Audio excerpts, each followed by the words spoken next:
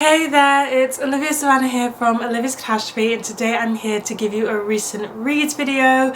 In this video I'm going to tell you about 10 books that I've recently read. I'll have content warnings in the description box down below if that's something you think you might need, and without further ado, let's get right down to the books.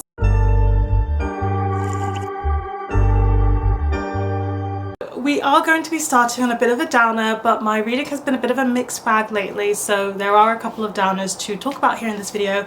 And the very first one is The Ballad of Songbirds and Snakes by Suzanne Collins. Now, I told myself I was not going to read this book, but then I got the beautiful collection that this book is a set of, and because I did, I thought I need to read it. I don't want to have books on my shelves that I'm not intending to read. I've also already seen the film, and this could be impacting my opinion, but I was largely bored throughout the majority of this book.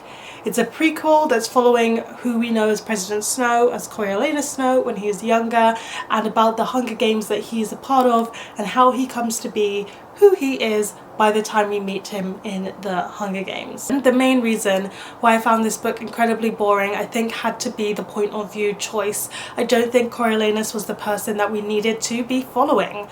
To admit it, to be honest, the most relevant part of the Hunger Games is the Hunger Games itself, and Coriolanus is not in the Hunger Games. He is like a tutor to Lucy Gray, and therefore he's outside of it, and we watch Lucy do the Hunger Games.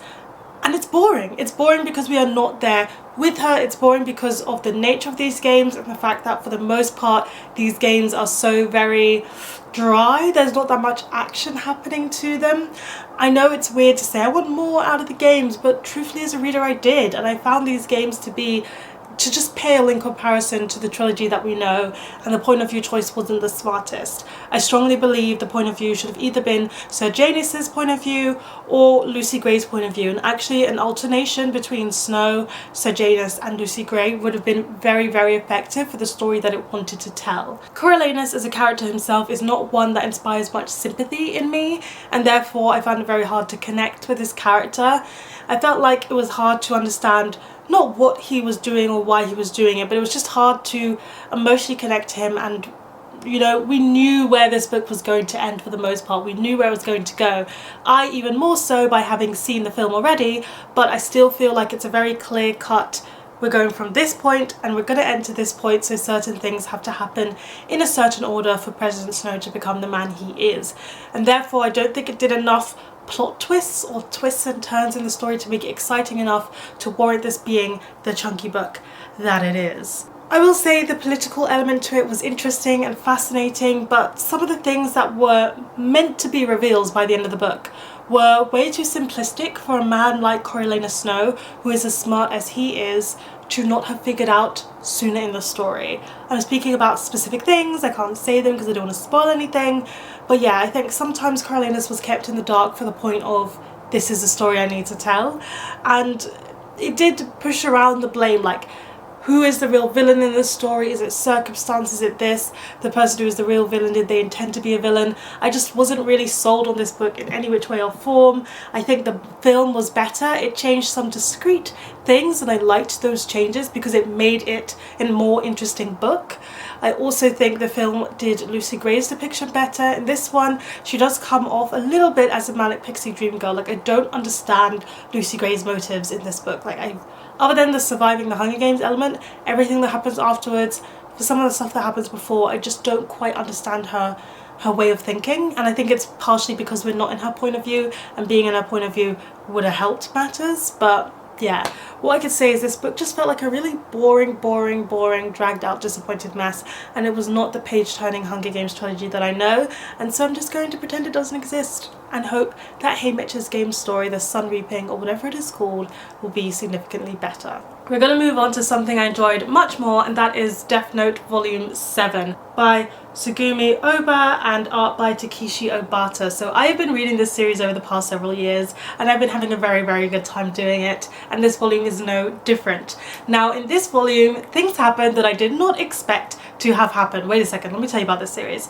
So if you don't know, if you haven't heard me talking about this series, it's set in Japan, in this world where death gods exist, and if a death god writes your name in its notebook, you die, and that is how the Death Notes work and how the gods use them. But one god is bored up in this realm and decides to drop his Death Note down to earth, which a teenage boy picks up and decides he's going to start meting justice on the criminals in Japan with it. And the story has gone a long way since then by the point that we get to volume 7. And I've watched the anime before, so I generally know what's going to happen, and yet I did not expect the events that happen in book 7. I thought this happened way sooner than I thought it would, and it shocked me.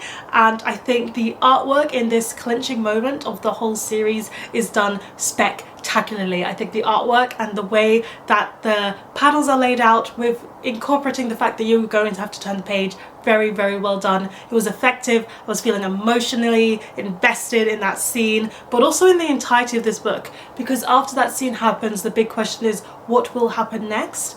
And I thought what would happen next would be very dry and boring, and I think after this point I very much expected to be uninvested personally in the series for certain reasons.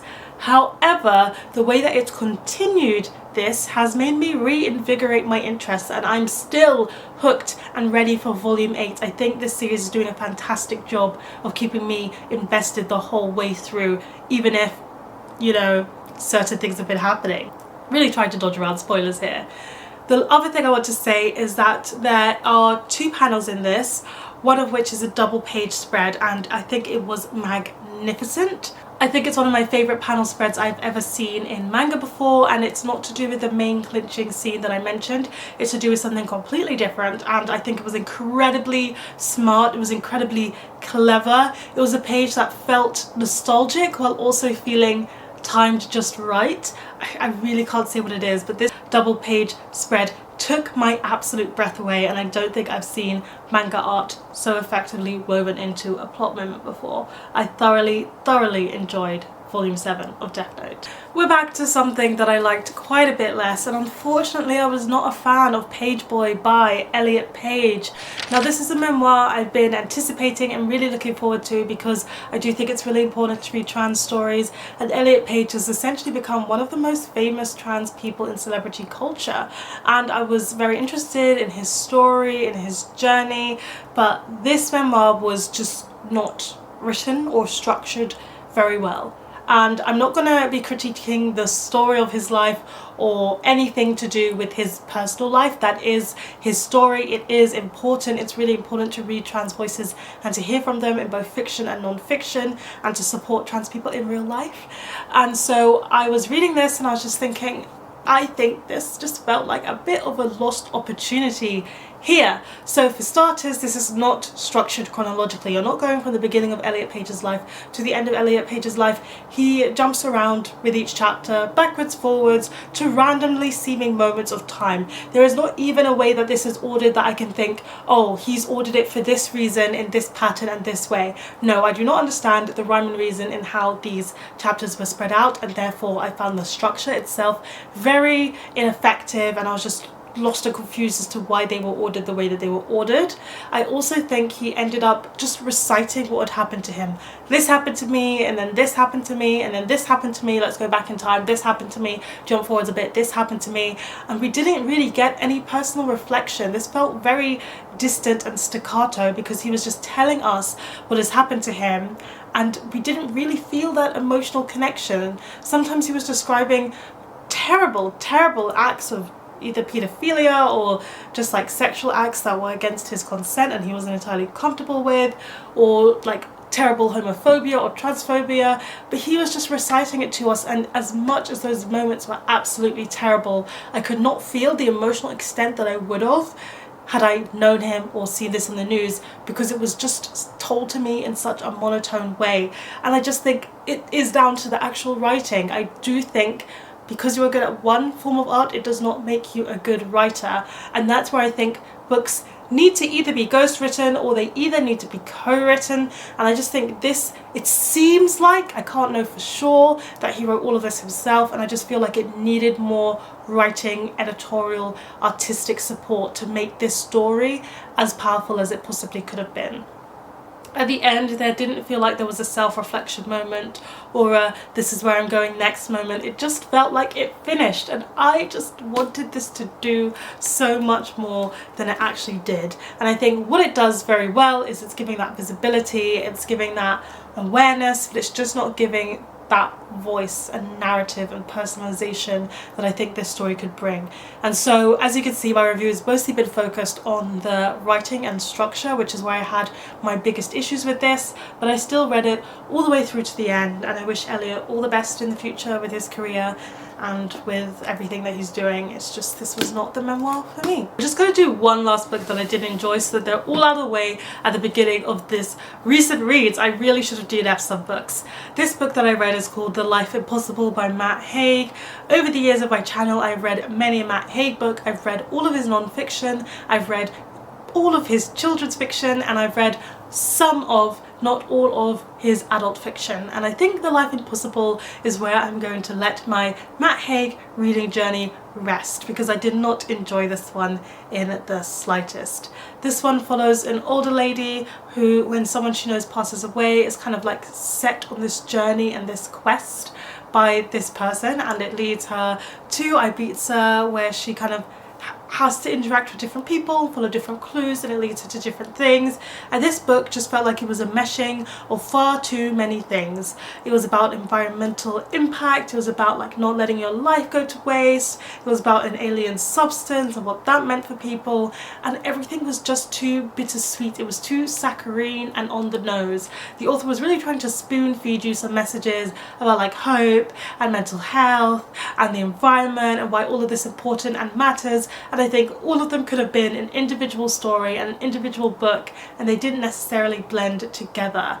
I also read this all in one day, and I was working on it at the time, although I no longer work for Canongate, so I didn't work on it towards the end of the campaign.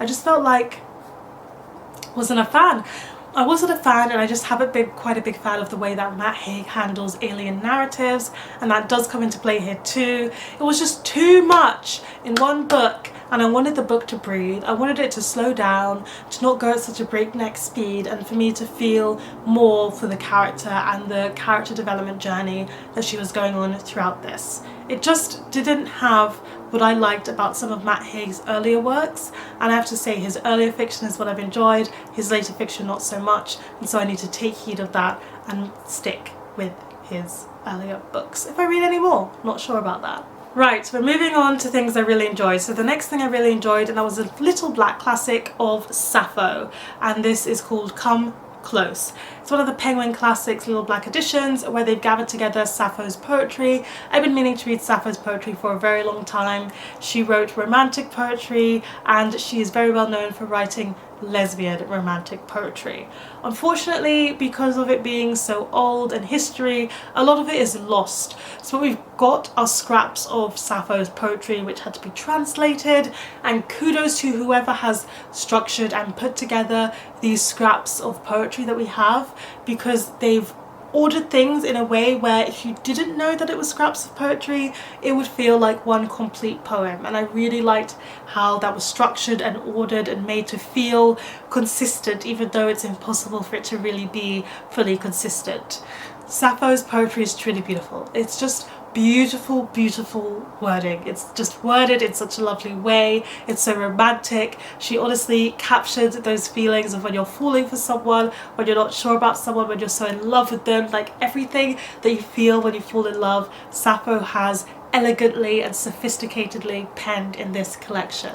And it's even better because a lot of it is Sapphic. And so I think if you are a fan of poetry, this is a collection I would really recommend reading. Because it's translated, it doesn't feel too ancient, it doesn't feel like it was too difficult for me to read or get into. I highly recommend it, and it was a very, very good time. So we are halfway now through the books that I'm reviewing for you, so I'm going to tell you about some of the exclusive wrap-ups that I've got. I've got a Patreon channel where if you subscribe to any of the tiers, including the lowest tier, you get access to my exclusive Patreon wrap-ups. The books that I'm keeping exclusive are 2 that I am working on because I work for the publisher, and 1 that I did sponsored content for over on TikTok. So if you'd like to hear my honest thoughts on these 3 books, please head over to my Patreon, sign up to my lowest tier, or if you're already a Patreon, thank you so much. I really value your support. It means the absolute world to me. I do not hide what those 3 books are. These 3 books are the following. So we have 6 Scorched Roses by Carissa Broadbent, Exodus, this massive sci-fi tome by Peter F. Hamilton, and last but not least, Fire in the Sky by Sophie Jordan. But let's continue on with the other 5 books I've got to review for you today. Next up we have Silver Sparrow by Tayari Jones, which was one of the oldest books on my TBR, and I'm so glad that I finally read this. I've read Tayari Jones' book An American Marriage and I really loved it, and this one I really enjoyed too. I've been struggling a lot with black literature and feeling like a lot of the black literary fiction I'm reading lately is just repetitive, it's the same kind of thing, and it's written by black authors, more so for the white audience than for the black one. This felt like it was written for black people by a black woman, and I really appreciated and enjoyed that fact. So in this one you're following these 2 siblings. They are step siblings, they're half siblings, they have the same father and they have different mothers, and the father is kind of going between the 2 of them. However, one sibling knows that the father has another family and the other sibling does not, and that is the premise of this book. I really liked it. I didn't expect it to go as far back in the narrative as it does, so you get to see why the father is with these 2 women, how that came about, how they had these 2 kids, and then you get the perspective of the 2 kids as well. But I liked that it went so far back. I liked that it showed us the story from every single person's perspective and made us get to know every single one of these characters, so we could understand the choices that they made and why they choose and act the way that they do. And some of these characters enraged me, they frustrated me, they made me burn with anger. But other characters I felt so much sympathy for, and I just wanted them to feel happy and I wanted them to feel alright. And I could see the moments where certain characters were playing with fire, where the suspense was building, and it's all building up to one critical moment that you just know is inevitable, you just know has to happen, but how it happens and why it happens and what happens after that point will keep you turning those pages. These characters' voices are incredibly distinctive, they're all very different from each other. I understood each and every single one of them. I knew what they were getting at, I knew why they were doing the things that they did, and so I had a good time reading this. I simply feel like it depicted black culture, black women, and the nature of the complicated family dynamics that some families have really well, and it showed that yearning, that sibling rivalry that can happen even if you are not close to your sibling, even if you don't live with your sibling, that feeling of I want to be loved but maybe I will not be as loved by this person as they are for someone else. I am a child in a siblinghood of 4 of us in total, and even though I wouldn't say our situation is anything like this, I think I could sometimes relate to some of the feelings here, and I just felt like they were raw and true, and it was just magnificent to see them penned down in a way that felt incredibly readable. I think Tayari Jones knows how to write a good story. She knows how to take a good concept and to make us believe in these characters and want to be there for their journey, and so she has done it again in this book. I will say I liked An American Marriage better, but I think this one is just so well worth reading after you've read An American Marriage as well. I also read My Week with Him by Joya Goffney. This is a young adult contemporary book, and I've read by Joya Goffney before. I read Excuse Me While I Ugly Cry, which I absolutely loved. So this one, the premise that we're following this main character. She is wanting to be a singer, she is struggling with her home life, and she just wants to run away from it all and try and jumpstart her music career in a different state. However, her best friend, Malachi, I believe he's called Malachi, yes, her best friend, Mal, says, just give me a week. Live with me for a week and let me try and convince you that life is not so bad as you think it is here, and I will hopefully be able to change your mind. I felt a mixed bag with this book because I have a feeling that, having read 2 of her books now, Joya Goffney's situations, her premises are often very contrived. They're very forced. The way that things set up so that she would feel like she needed to run away and so that she would have a week with him felt unrealistic. You have to suspend your disbelief. You're like, really, would these characters act this way for these certain events to happen and align in the way that they do? No, not really. And so I had to kind of suspend my disbelief for that. But then after that, Mal and Nikki's relationship is so beautiful. It's almost too beautiful. Like, I loved them as they discovered their love story, as they went and moved from friends to lovers, and you can see that there's a history there and that slow burn has been there, and Mal is just such a lovely little teenage boy who deserves all the world and is really just trying to do his best by Nikki. I loved seeing them together, and I really appreciated that the hook of this plot is not around their romantic relationship. That's all happening on the side, that's all fine, they're all loving their romantic life. There's other stuff going on that drives the plot. Now, the other stuff that's going on is a story about child neglect, and this is a very intense topic for it to be woven into this story. It's about child neglect when your children are teenagers, so that they can fend for themselves for some extent, but you are emotionally abusing them to the point where they are really struggling with their everyday life. And I appreciated that Joya Goffney tackled this story of children neglect in a young adult contemporary. I don't think I've seen a book that deals with child neglect for teenagers before, especially black teens, and what that looks like. And it was painful to see this, and you could see how both of these siblings, because Nick has a younger sister, are struggling and hurting because of this pain and because of their mother and the way that their mother is treating them. And I actually think it did a very good job of balancing the romantic happy vibes with the more serious child neglect storyline. What I don't think was believable was the outcome. I think to make the young adult contemporary usual chock-a-blocker happily ever after ending, a lot of things had to happen that I just don't think would have changed in that space of time, that I just didn't believe. And you can just see how much Nikki as a character is emotionally struggling with everything that has been thrown her way within the week that we follow. And I didn't believe that some of the characters would change in the way that they change. You have to suspend your disbelief for that. You have to suspend your disbelief at the beginning and the end, but I thoroughly enjoyed the middle. So I don't know where that leaves me quite with my feelings on this book. It's a bit of a mixed bag.